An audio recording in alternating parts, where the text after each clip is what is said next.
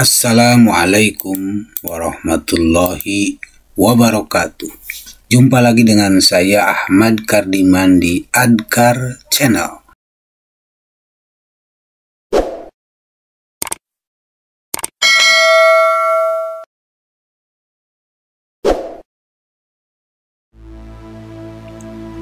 Nabi Isa alaihissalam sekitar 1-32 Masehi adalah nabi dan rasul dalam agama Islam yang merupakan salah satu dari ulul azmi. Dalam Al-Quran ia disebut Isa bin Maryam atau Isa al-Masih. Ia diangkat menjadi nabi pada tahun 29 Masehi dan ditugaskan berdakwah kepada Bani Israel di Palestina dengan kitabnya yakni Injil. Al-Hawariyun atau pengikut. Dalam berdakwah, Nabi Isa didampingi para pengikutnya yang disebut Al-Hawariyun yang berjumlah 12 orang sesuai dengan jumlah suku Sibit Bani Israel, sehingga masing-masing Hawari ditugaskan untuk menyampaikan risalah Injil bagi masing-masing suku Bani Israel. Namun nama-nama Hawari tersebut tidak disebutkan di dalam Al-Quran. Kisah para sahabat Isa ini terdapat dalam surat Al-Maidah surat kelima ayat 111-115 dan surat Al-Imran surat ketiga ayat 52. Dalam surat tersebut diberitahukan bahwa Al-Hawariyun meminta Isa untuk menurunkan makanan dari langit. Namun nama surat Al-Maidah yang berarti makanan diambil karena mengandung kisah ini. Kejadian turunnya makanan dari langit ini menambah ketebalan iman para pengikut Isa. Namanya atau Isa disebutkan sebanyak 25 kali di dalam Al-Quran. Beralih kepada riwayat kelahirannya. Kisah kelahiran Isa berawal dari Maryam binti Imran. Sejak Maryam lahir, ayahnya yakni Imran sudah meninggal. Lalu ia dirawat oleh Nabi Zakaria. Maryam mengasingkan diri dari sanak keluarga ke suatu tempat sebelah timur Baitul Maqdis untuk beribadah. Pilihan Allah terhadap Maryam dalam Al-Quran surat Ali Imran surat ketiga ayat 42-44. Dan ingatlah ketika para malaikat berkata, "Wahai Maryam, sesungguhnya Allah telah memilihmu, menyucikanmu, dan melebihkanmu di atas segala perempuan di seluruh alam pada masa itu. Wahai Maryam, patuhlah kepada Tuhanmu, sujud dan rukulah bersama orang-orang yang ruku. Itulah sebagian dari berita-berita gaib yang kami wahyukan kepadamu Muhammad, padahal engkau tidak bersama mereka ketika mereka melemparkan pena mereka untuk mengundi siapa di antara mereka yang akan memelihara Maryam, dan engkau pun tidak bersama mereka ketika mereka bertengkar." Dalam ibadahnya, Maryam memasang tabir luar untuk menutupinya dari dunia. Saat itulah datang di hadapannya malaikat Jibril untuk menyampaikan berita dari Allah bahwa Maryam akan diberi seorang anak yang suci. Maryam bingung karena dirinya belum tersentuh oleh laki-laki. Jibril menjelaskan bahwa hal tersebut adalah perkara mudah bagi Allah sebagai bukti kekuasaan Allah dan merupakan hal yang sudah ditetapkan sebelumnya. Kemudian Maryam hamil dan pergi mengasingkan diri ke suatu tempat yang jauh. Kisah kehamilan Maryam dalam Al-Quran surat Maryam surat ke-19 ayat 16-22. Dan ceritakanlah Muhammad kisah Maryam di dalam kitab Al-Quran, yaitu ketika dia mengasingkan diri dari keluarganya ke suatu tempat di sebelah timur Baitul Maqdis. Lalu dia memasang tabir yang melindunginya dari mereka. Lalu kami mengutus roh kami Jibril kepadanya, maka dia melayangkan diri di hadapannya dalam bentuk manusia yang sempurna. Dia Maryam berkata, "Sungguh aku berlindung kepada Tuhan yang Maha Pengasih terhadapmu jika engkau orang yang bertakwa." Dia Jibril berkata, sesungguhnya aku adalah utusan Tuhanmu untuk mempersembahkan hadiah seorang anak laki-laki yang suci. Dia Maryam berkata, bagaimana mungkin aku mempunyai anak laki-laki, padahal tidak pernah ada orang laki-laki yang menyentuhku dan aku bukan seorang penzina. Dia Jibril berkata, demikianlah Tuhanmu berfirman, hal itu mudah bagiku, dan agar kami menjadikannya suatu tanda kebesaran Allah bagi manusia dan sebagai rahmat dari kami, dan hal itu adalah suatu urusan yang sudah diputuskan. Maka dia Maryam mengandung, lalu dia mengasingkan diri dengan kandungannya itu ke tempat yang jauh. Pada saat Maryam merasa akan melahirkan, ia bersandar pada sebuah pohon kurma, lalu lahirlah Isa. Isa yang baru saja lahir sudah dapat berbicara. Besar hati ibunya dengan mengatakan bahwa Allah telah menjadikan seorang anak yang mulia yang lahir dari rahim Maryam. Lalu Allah memerintahkan kepada Maryam agar menggoyangkan sebuah pohon kurma agar jatuhan buahnya bisa untuk dimakan. Setabila ada orang yang menanyakan tentang masalah anaknya, maka Maryam harus mengatakan bahwa ia sedang bernazar tidak berbicara kepada manusia manapun pada hari ini. Kisah kelahiran Isa dalam Al-Quran surat Maryam surat ke-19 ayat 23-26. Kemudian rasa sakit akan melahirkan memaksanya bersandar pada pangkal pohon kurma. Dia Maryam berkata, wahai betapa baiknya aku mati sebelum ini, dan aku menjadi orang yang tidak diperhatikan dan dilupakan. Maka dia Jibril berseru kepadanya dari tempat yang rendah, janganlah engkau bersedih hati, sesungguhnya Tuhanmu telah menjadikan anak sungai di bawahmu, dan goyangkanlah pangkal pohon kurma itu ke arahmu. Niscaya pohon itu akan menggugurkan buah kurma yang masak kepadamu. Maka makan, minum, dan bersenang hatilah engkau. Jika engkau melihat seseorang, maka katakanlah, sesungguhnya aku telah bernazar berpuasa untuk Tuhan yang Maha Pengasih, maka aku tidak akan berbicara dengan siapapun pada hari ini. Kemudian Maryam membawa pulang ke kaumnya, namun kaumnya mengira Maryam telah melakukan hal yang keji dan menanyakan dari mana asal anaknya tersebut. Saat itu yang menjawab semua pertanyaan adalah Isa sendiri yang kala itu masih bayi, seperti yang dijelaskan dalam Al-Quran surat Maryam surat ke-19 ayat 27-34. Nabi Isa berbicara manusia saat bayi dalam Al-Quran surat Maryam surat ke-19 ayat 27-33. Kemudian dia Maryam membawa dia bayi itu kepada kaumnya dengan menggendongnya. Mereka kaumnya berkata, wahai Maryam, sungguh kau telah membawa sesuatu yang sangat mungkar. Wahai saudara perempuan Harun, Maryam, ayahmu bukan seorang yang buruk perangai dan ibumu bukan seorang perempuan penzina. Maka dia Maryam menunjuk kepada anaknya. Mereka berkata, bagaimana kami akan berbicara dengan anak kecil yang masih dalam ayunan?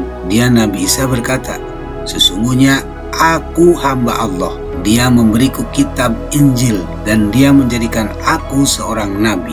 Dan dia menjadikan aku seorang yang diberkahi di mana saja aku berada. Dan dia memerintahkan kepadaku melaksanakan sholat dan menunaikan zakat selama aku hidup, dan berbakti kepada ibuku. Dan dia tidak menjadikan aku seorang yang sombong lagi celaka. Dan kesejahteraan semoga dilimpahkan kepadaku pada hari kelahiranku, pada hari wafatku, dan pada hari aku dibangkitkan hidup kembali. Orang-orang Yahudi dan Nasrani meragukan dan berbeda pendapat tentang Isa. Ada yang memandangnya sebagai Tuhan, dan ada pula yang memandangnya sebagai oknum yang ketiga dari Trinitas. Sebenarnya mereka tidak tahu bahwa Allah tidak membutuhkan anak. Sekiranya Allah berkehendak, tidak perlu mengutus Jibril kepada Maryam, tidak perlu melalui kehamilan, dan tidak perlu melalui kelahiran dan sebagainya. Tapi cukup dengan sebuah kalimat cipta, kun, jadilah.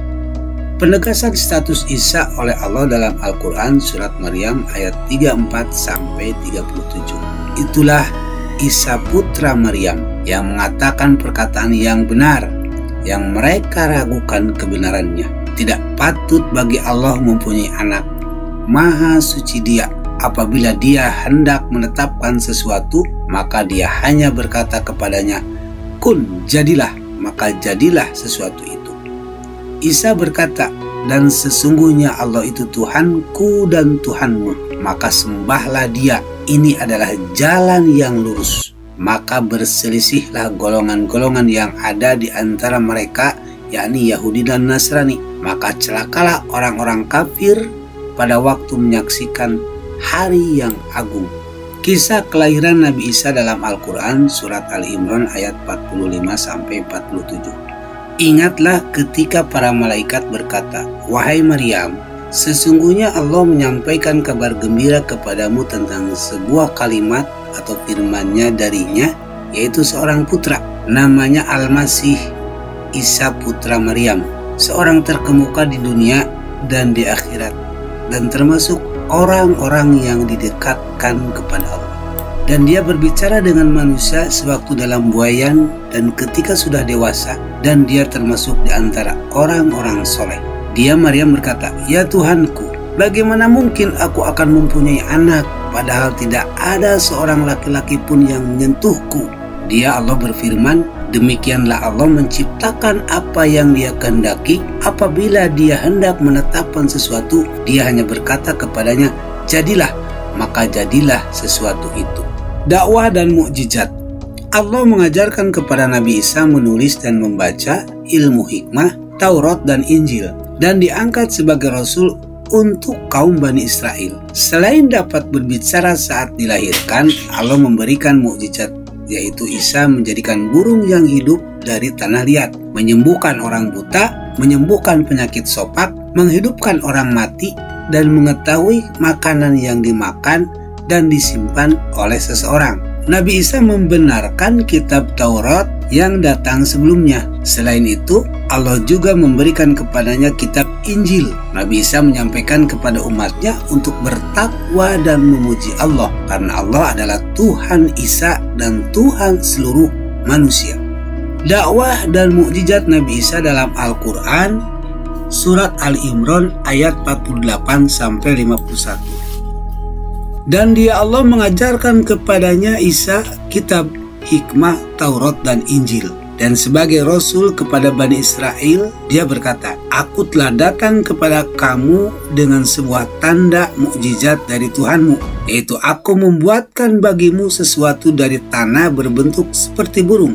Lalu aku meniupnya, maka ia menjadi seekor burung dengan izin Allah. Dan aku menyembuhkan orang yang buta sejak dari lahir, dan orang yang berpenyakit kusta, dan aku menghidupkan orang mati dengan izin Allah, dan aku beritahukan kepadamu apa yang kamu makan dan apa yang kamu simpan di rumahmu. Sesungguhnya pada yang demikian itu terdapat suatu tanda kebenaran kerasulanku bagimu, jika kamu orang yang beriman. Dan sebagai seorang yang membenarkan Taurat yang datang sebelumku, dan agar aku menghalalkan bagi kamu sebagian dari yang telah diharamkan untukmu. Dan aku datang kepadamu membawa sesuatu tanda mukjizat dari Tuhanmu. Karena itu bertakwalah kepada Allah dan taatilah kepadaku. Sesungguhnya Allah itu Tuhanku dan Tuhanmu. Karena itu sembahlah Dia. Inilah jalan yang lurus.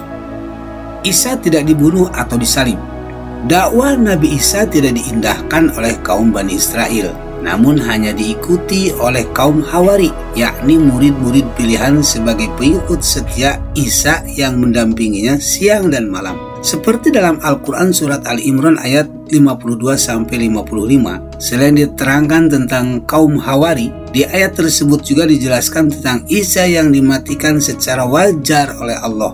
Dalam Ali Imran ayat 55, secara gamblang diterangkan bahwa Allah mematikan Isa secara wajar. Kata tawaffa yang menjadikan pokok dari kata mutawaffika pada ayat ini banyak sekali ditemukan dalam Al-Quran. Semuanya berarti secara wajar, bukan mati dibunuh atau disalib.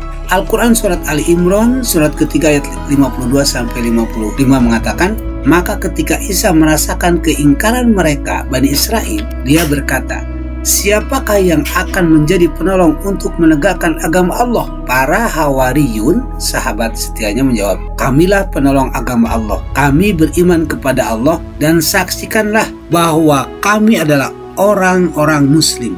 Ya Tuhan kami telah beriman kepada apa yang Engkau turunkan dan kami telah mengikuti Rasul. Karena itu tetapkanlah kami bersama golongan orang yang memberikan kesaksian. Dan mereka orang-orang kafir membuat tipu daya, maka Allah pun membalas tipu daya, dan Allah sebaik-baik pembalas tipu daya. Ingatlah ketika Allah berfirman, wahai Isa, aku mengambilmu dan mengangkatmu kepadaku, serta menyucikanmu dari orang-orang kafir, dan menjadikan orang-orang yang mengikutimu di atas orang-orang yang kafir hingga hari kiamat. Kemudian kepadaku engkau kembali, lalu aku beri keputusan tentang apa yang kamu perselisihkan. Kaum Yahudi membuat tuduhan yang keji. Tentang Maryam dan membuat fitnah seolah-olah mereka telah membunuh Isa. Al-Quran menjelaskan dalam surat An-Nisa surat keempat ayat 157 bahwa Isa mati bukan disalib ataupun dibunuh oleh orang-orang kafir. Adapun yang mereka salibkan dan mereka bunuh adalah orang yang bentuk dan tampaknya diserupakan oleh Allah seperti Isa. Dalam Al-Quran surat An-Nisa surat keempat ayat 156 sampai 157 dikatakan, dan kami hukum juga karena kekafiran mereka terhadap Isa dan tuduhan mereka yang sangat keji terhadap Maryam, dan kami hukum juga mereka karena ucapan mereka, sesungguhnya kami telah membunuh Al-Masih Isa putra Maryam, yang mereka ejek dengan menamainya Rasul Allah, padahal mereka tidak beriman kepadanya. Mereka mengatakan telah membunuhnya, padahal mereka tidak membunuhnya dan tidak pula menyalibnya, tetapi diserupakan bagi mereka orang yang dibunuh itu dengan Isa. Sesungguhnya mereka yang berselisih pendapat tentangnya, yakni tentang Nabi Isa, benar-benar dalam keraguan-raguan tentang hal itu, yakni pembunuhan itu. Mereka tidak mempunyai sedikit pun pengetahuan menyangkut hal itu, yakni tentang pembunuhan Nabi Isa. Dan apa yang mereka katakan kecuali mengikuti persangkaan belaka, dan mereka tidak membunuhnya dengan yakin. Orang Muslim menyangkal adanya penyaliban dan kematian atas diri Nabi Isa di tangan musuhnya. Al-Quran menjelaskan Yahudi mencari dan membunuh Isa, tetapi mereka tidak membunuh dan menyalibkannya. Isa digantikan dengan seseorang yang diserupakan dengannya. Isa diselamatkan oleh Allah dengan jalan diangkat ke tempat yang mulia dan ditempatkan di tempat yang hanya Allah Subhanahu wa Ta'ala yang tahu tentang hal ini. Al-Quran menjelaskan tentang peristiwa perjalanan ini. Quran surat An-Nisa ayat 158 mengatakan, tetapi yang sebenarnya Allah telah mengangkat Isa kepadanya dan adalah Allah Maha Perkasa lagi Maha Bijaksana. Orang-orang ahli kitab Yahudi dan Nasrani akan percaya penuh kepada kerasulan Isa tatkala ajalnya sudah dekat, seperti yang diterangkan dalam surat An-Nisa ayat 159. Nabi Isa alaihissalam disebutkan dengan banyak nama di dalam Al-Quran. Sebutan yang paling umum adalah Isa bin Maryam, Isa putra Maryam. Kadang-kadang diawali dengan julukan lain. Isa juga diakui sebagai seorang nabi dan utusan Rasul Allah. Istilah wajih patut dihargai dalam dunia ini dan selanjutnya. Mubarak, diberkati atau sumber manfaat bagi orang lain. Abdullah, hamba Allah, adalah semua yang digunakan dalam Al-Quran dalam memberikan nama atau julukan kepada Nabi Isa alaihissalam. Isa adalah sebagai seorang nabi pendahulu Nabi Muhammad SAW dan menyatakan bahwa setelah ia akan muncul seorang nabi terakhir sebagai penutup para nabi utusan Tuhan. Hal ini berdasarkan dari ayat Al-Quran di mana Isa menyatakan tentang seorang rasul yang akan muncul setelah dia yang bernama Ahmad. Islam mengasosiasikan Ahmad dengan Muhammad sebagai nabi terakhir khatamun nabiyyin dan sebagai rasul. Wallahu a'lam bissawab. Assalamualaikum warahmatullahi wabarakatuh.